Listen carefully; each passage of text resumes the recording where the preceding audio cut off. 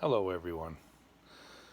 It's Dave with Dave Campbell Shorts, and this is a part two for you from the woman at the well yesterday. The concept that I'm trying to present, and the scripture's trying to present to us, like I've been telling you, is that we are lawmakers, and people are the key to everlasting life. Law is helpful. Law is necessary. Learning and mastering law is absolutely critical for human society because fairness and equity often springs from truth, and truth springs from what works and what doesn't work. So, the great thing about what I'm going to show you this morning is that, I'm sorry, I think I'm kind of ugly in the morning. But I just want you to see Dave raw. This is Dave, so this is what you're going to get. Yesterday, remember I talked about how the water went from her shoulder, up on her shoulder, when he drank the water. Then I made the allusion to the camel. The camel sucks up the water. It's a bump. The bump is on the back. That's knowledge past. And then I kind of alluded to the bump on her shoulder being your head. Look at that ugly bump right there on them shoulders. See that? So there's the water of a human person. All right. It's on their shoulders. So to make that point, Jesus does a rehash of the woman at the well. This time it's him speaking to a Samaritan woman, a woman of common heritage, not a Jew, okay, forbidden by the Jews, right, to associate, which was part of their laws, which we've talked about before, how laws can be oppressive and divisive and work to the disfavor of other people. Well, I love the word Samaria because, I like making puzzles out of words or deciphering puzzles, and from Samaria I get same area, so that's common people.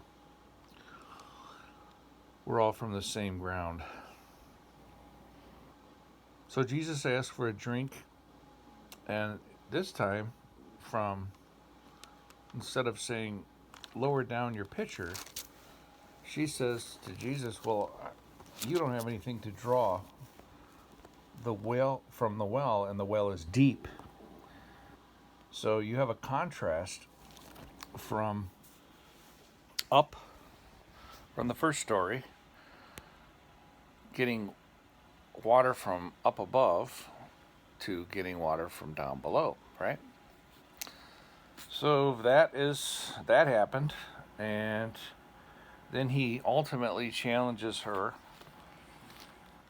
Whosoever drinketh of this water that I give shall never thirst, but the water that I shall give him,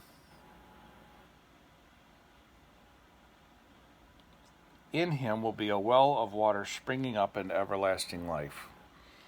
Okay, that's chapter 4, verse 14. The water springing up into everlasting life comes from your belly. She's so excited about what he says, she says, look, you must be a prophet. And Jesus says, basically, yeah, I am. And she goes to get everybody to tell them about Jesus, right?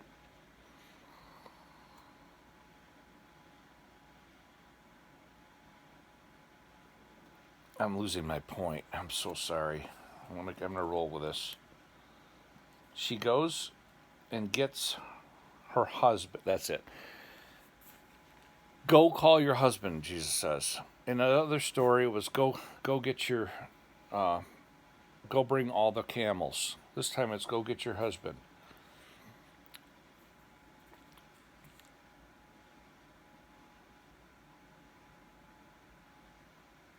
I don't have a husband, she says. Jesus says, well, you've had 5 husbands, and the guy that you're with now isn't your husband. So that's an allusion also to law.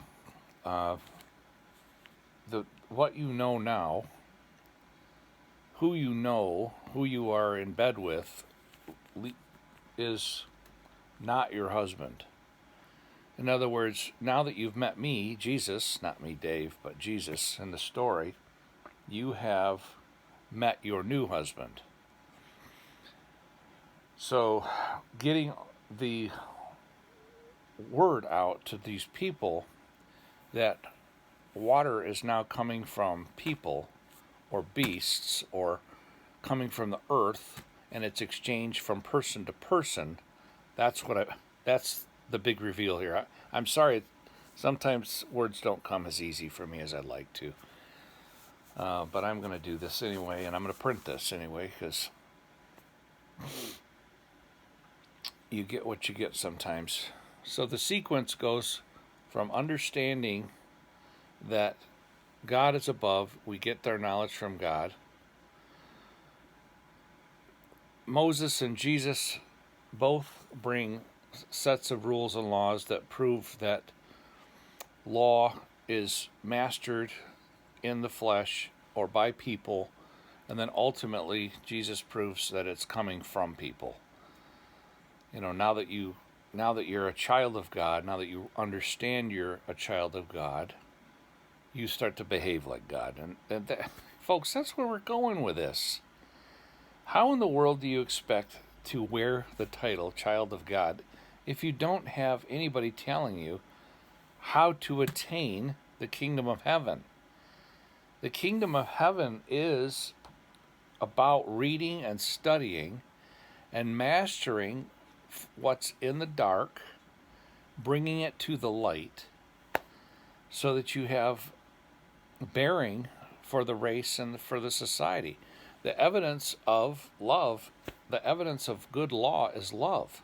The evidence of good law is inhabiting the stars. That means a population explosion.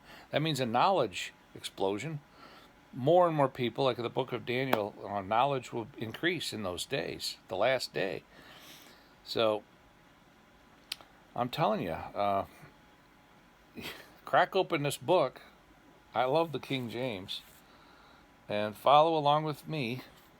And I plan on eventually graphing some of this and making it more easy to understand, so you don't have to put up with my morning rambles. But if you do put up with my morning rambles, you're going to get some value out of it.